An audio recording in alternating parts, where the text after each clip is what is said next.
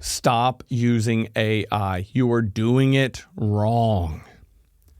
Trust me when I say, I know how confusing it is to hear those words coming out of my mouth.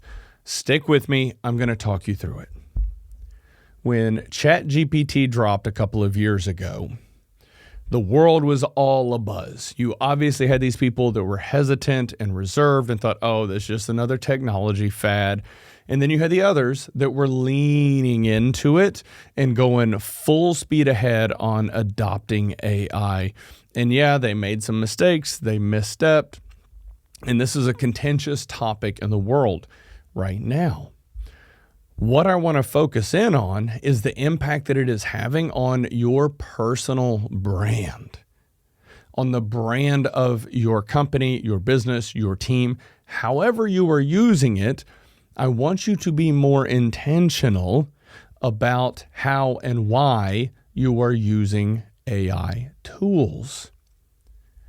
We have all come across content that we have seen where it is painfully obvious that it was generated by AI. What you do not want is for people to start to associate Sean Barnes with pushing AI content. That is going to negatively reflect on your brand.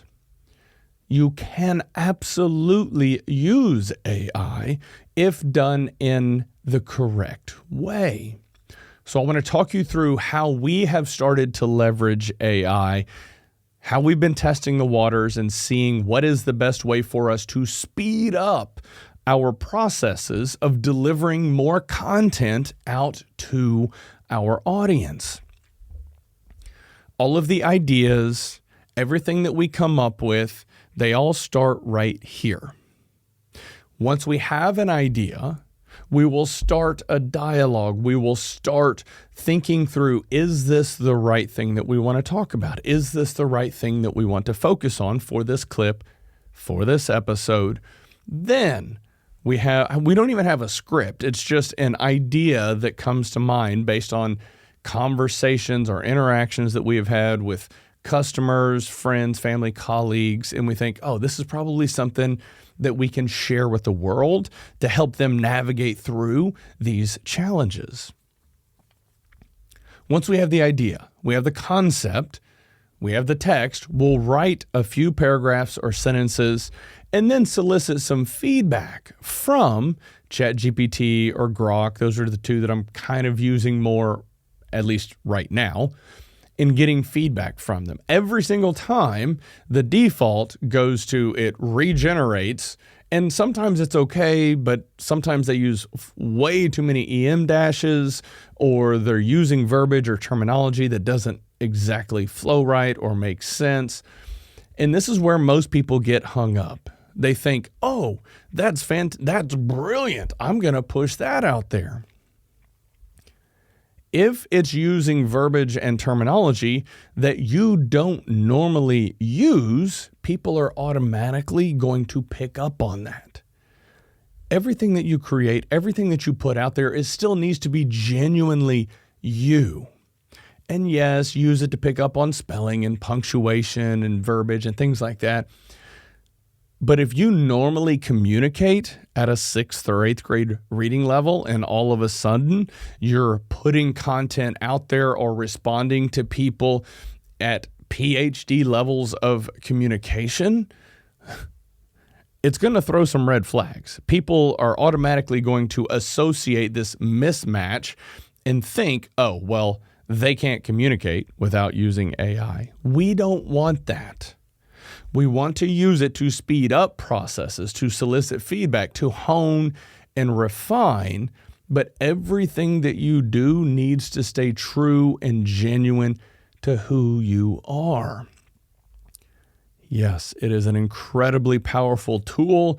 You can blast out hundreds or thousands of messages to tons of people, but it's not genuine. I'm seeing this more and more across socials where people will reach out to me and message me, hey, I work with high-performing executives that want more. I coach them on how to accomplish more. Well, clearly you haven't looked at any of my content or know anything that I'm about, or you wouldn't have sent that message. Or I have fitness influencers that are blasting stuff over to me like, hey, you want to lose 30 pounds? Come on. It is frustrating beyond belief, and it is an immediate turnoff when those messages come flooding in. And admittedly, I'll have fun with them and kind of flip the script. Usually I'll go and it's somebody that just started their business. They don't have any sort of an online presence, and they're just trying to blast out at scale. I'm going a little bit of a tangent here. I do enjoy flipping the script and saying, oh, I love working with coaches that are just getting started. If you need any help in building your business or brand, let me know. I'm here for you to support you. And so you immediately flip the script on them, and that usually shuts them down. Maybe being a little bit of a smart ass, but I can't help myself at times.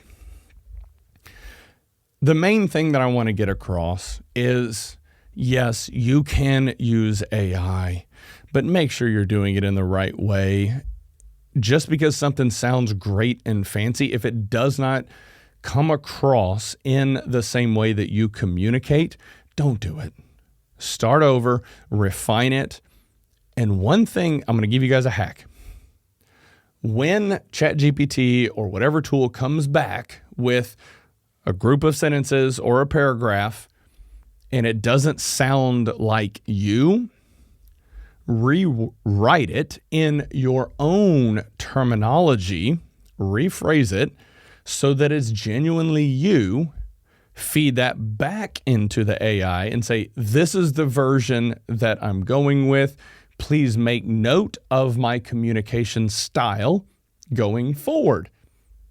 At that point, the AI will take note of that, and it will start to tweak and refine its own responses back to you more and more in your communication style. So that is a quick hack that will help many of you out in this space. All right, ladies and gentlemen, I think that's all I have for the show today. Y'all have a good one.